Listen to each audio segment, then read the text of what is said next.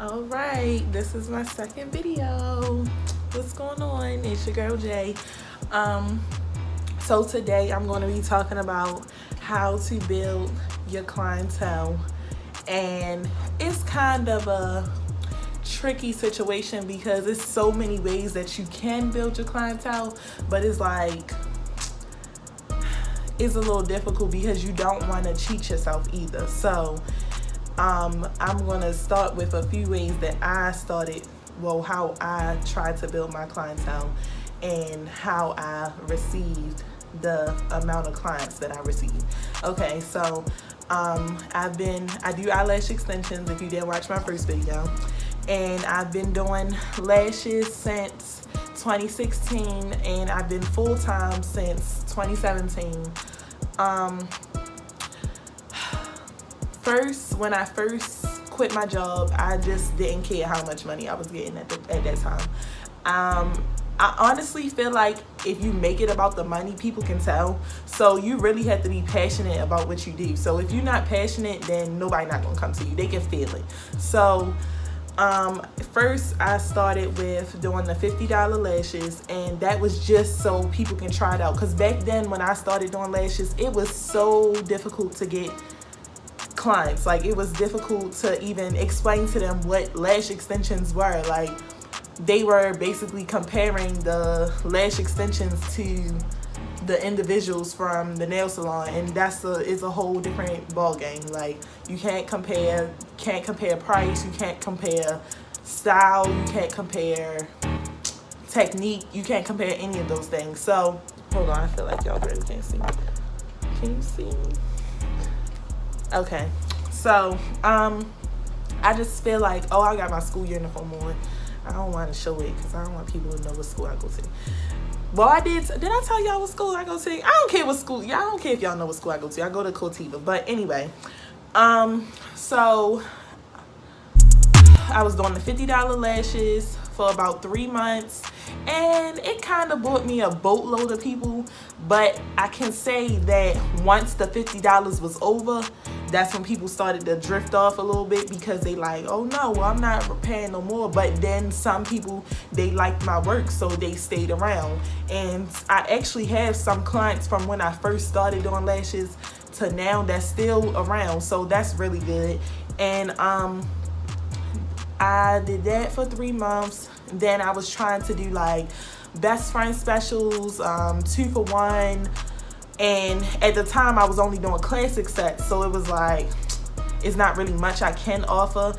But now I do 4 different types of sets, so it's like, all right, I had more to offer. So you can do best friend specials, you can do weekly specials. So like, I do, at the moment, I'm doing Money Mondays. That's $100 any set, because one Monday is like, it's not a slow day for me because I'm usually booked Monday through Saturday. So I just really, just so people can book. Like, let's just say this your first time trying lashes and you don't know nothing about lashes, so you don't want to spend a lot of money. And I understand, like, that's why I make my pricing. You make your pricing based off how you want to make your pricing. Don't base your price off of somebody else's price. Like, at the end of the day, I make my money to pay my bills, and I can still do whatever I want. So I'm satisfied with my pay. I feel like it could be more, but at the time right now, with all the things that I'm trying to do, I try to make it what I think it should be, because I do have a lot going on. Like, my schedule is not as flexible as it used to be, so I don't want my clients to just, you know, up and jump and leave because they have to spend an arm and a leg and they really can't even get in. So I base it off that. I'm basing it off technique. I think I do a wonderful job at lashes, but I also criticize myself. Like, I'm one of my biggest critics. So it's easier for somebody else to say, you know, you should do this amount or whatever. Don't do that. Do what you want to do. What else? So, oh, weekly specials. I wasn't finished. All right, so Wednesdays, I do wind down Wednesdays. You come get a glass of wine with me and get a volume set for $100. Volume set is usually $150, so that's 2 times in a week that you can get a volume set for $100. Then, which is really cheap because people charge 200, 250, 275, 300, and I get it because it does take a lot of time and it does take technique, but I honestly feel like, until I get to exactly where I want to be, that's when I'll raise my price. I'm not going to just raise it just because that's what I should be charging. Like, I'm still trying to perfect my craft so that way I feel comfortable with my work. Like, this is the price. That's it. Like, I know I don't negotiate with people anyway, but right now I don't feel like I'm where I want to be. So that's why I choose to charge how much I want to charge. Fridays I do $70 classic sets, which is $30 off, which is cool because people get paid on Fridays, and then is the a basic set. So that's another one if you just want to try lashes, you don't know. But overall, I feel like all of these tricks have helped me grow my clientele. And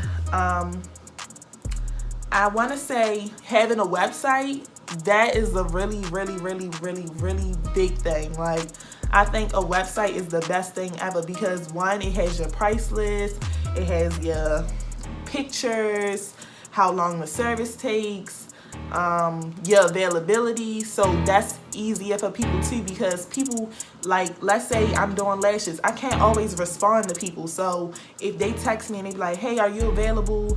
And then I can't even respond. So now they just think I'm not replying, but I'm really busy, but they don't know that. And I don't have a website, so they can't book it without me. So that's how you lose a client. So I think you should have a website. You should do flyers, Facebook promos, IG promos, referral codes and cards and all that good stuff. Those work too, because let's say I was doing, okay, if my client she gets a code and the people that she gives the code to can use the code on the website. Once she hits 3 people to use the code, then she'll receive a free fill-in. Those people who use the code, they receive 20, I think it's 20%. I think it's 20% or $20. I can't remember. 20% or $20 off a service, and I have 4 clients all in total. So it's like a win-win situation. So you got to kind of try to make it something good for you and them, because at the end of the day, you still want to make your coin and you don't want to cheat yourself. So another thing is, what else? Website. Your service should speak for itself too. That's another thing. Make sure you are consistent. If you're not consistent, it's not gonna work. You have to be consistent. You can't just be slacking. Oh, this client been around for 2 years, so I'm gonna just do her lashes however I want. No, kill them every time, because if you don't, then they gonna peep and they gonna leave. It's so many lash techs out here. It's so many people that anybody can go to. You can go to anybody to get your lashes done. So if you're not treating me, one, treating me right, 2, being on time, 3,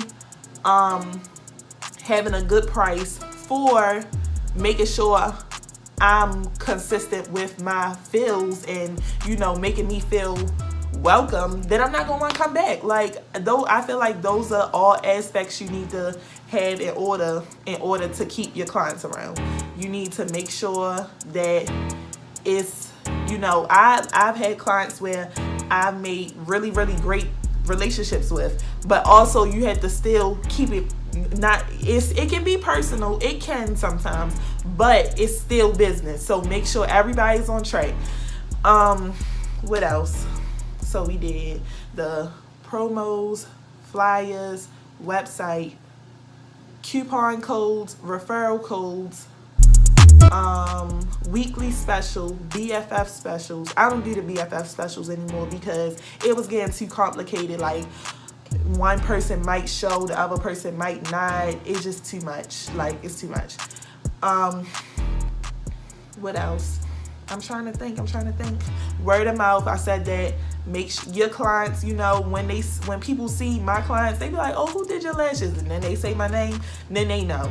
Like, it's I've heard really, really, really good things about me, so it makes me feel good, and I definitely want to share all the tips that I know so y'all can have the same experience, because it didn't happen overnight. I don't want y'all to think it happened overnight.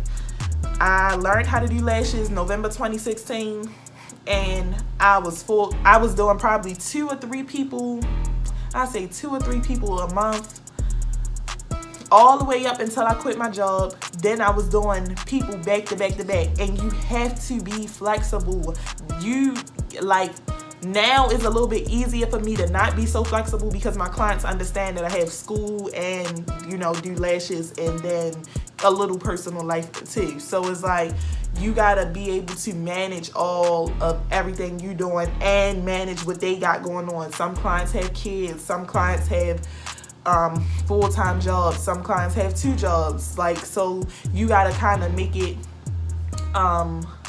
easy for both of you guys. And then you have to realize that sometimes every client is not your client, and all money is not good money. So the specials and the sales, you might see a few people that only come during the specials and the sales, but make sure you don't offer them too many times. Like, just I try to do for special events. So let's say it's my birthday. All right, I'm going to do a sale. Or when I just moved into the new shop. All right, I'm going to do a sale. But I'm not just going to do a sale just because. Like, it has to be a certain reason. That's why I said I do the weekly specials, because overall I still have a special if somebody was interested.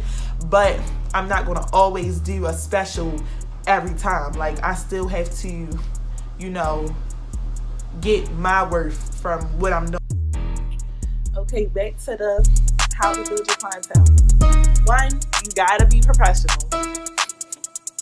I had to learn. I had people to try my hand. I done tried some hands. Like, I ain't gonna sit here and talk with y'all. I have not been perfect, but I definitely grew from when I first started. Like, and I feel like my website kind of helps me more, because it sets the boundaries and it sets the tone so that the clients know, like, how they should arrive, and how things should go, so that way I can have a smooth day and they can get their lashes done as well as the next person. So now I do about 4 to 5 people a day. I work Monday through Saturday, 10 to 5. I do VIP appointments at 8 a.m. in the morning. I don't like getting up in the morning, so that's why I charge an additional $30 for it, because I feel like if you want to get your lashes done early in the morning, then you just have to pay extra. That's just like when you pay VIP at the party, you got to pay extra if you want to come in here early or you want to get the section. So it's the same thing, but you gotta. I don't know, like, being flexible is like mainly the one thing that clients like. Clients don't like when you're only available for 3 hours a day and then you booked up. So now they just won't go to somebody else. But I mean, like I said, every client is not for you. So you might have some clients that they don't respect your schedule, and that's fine. But you have to make it what's best for you and them.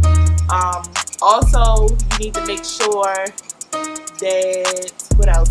How do you keep building the relationships? Like I said, you can build relationships with them, but just make sure it's still business and then personal second. Like, you don't ever want to mix the two, and then it messes up everything. So be professional. You can build bonds. You can have specials, referrals. And that's really, I feel like that's really it for right now. Like, I honestly feel like since I've had my website, I probably serviced about, I want to get my website out so I can show y'all, because I don't want y'all to think that I'm lying, but I probably serviced about like 400 people, and that's not a small number for me. Like I said, I wasn't doing anybody at first, and now I'm doing so many people. So it's like, even if you're doing one time and they come back later on because they remember your service, just give them something to remember, give them something to look forward to. Like, make them want to come to you, make them want to see you. Like, that's my thing. And then sometimes you gotta go the extra mile on your social media, as far as like going out and taking pictures. And that's the big part. That's the big part that I missed. Network with other business owners. Like, maybe you might know a makeup artist. Do her lashes. She sees a lot of females daily. A nail tech. Esthetician. Anybody. Like, you can really, like, you can even a hairstylist. Like, when I used to work with my cousin, we used to do hair and lash specials. So now, all right, they want to get their hair done because she do bomb hair and then I do bomb lashes. So now that's a 2-in-1 special, and then we get a 2-for-1 price. So that's lit for real. So maybe do a special with somebody. Like, it don't have to be dirt cheap, but people like when you incorporate two things in one, because that's like when I start doing the facials. Eventually, I want to do, if let's say you get your lashes done, you can get free skin analysis, just so that way that opens the door to, I want to get my first facial, or I want you to become my esthetician. So now that's opening doors for me. So you just got to be really creative when it comes to what you want to do, and like how you want your business to run. Everybody's business isn't the same, and everybody's clientele isn't the same. Don't compare your clients to somebody else's clients. You got to fill them out. You got to deal with them. You got to see them every 2 weeks, or however many times you got to see them. So, you set the tone and just make sure that you do your part as well, because it's not just about them. You have to sometimes I have to get on myself too, because like I said, I'm a regular person. And I'm not going to use I'm young as an excuse, but sometimes I do overwork. So sometimes I don't schedule myself accordingly, and that could mess me up. But I do hold myself accountable. So you do have to hold yourself accountable. And as a business owner, you the manager, so you got to manage yourself and manage the clients. But that's really it. And if I do find some more tips, then I'll give them to you the next time. So see y'all. Have a good day.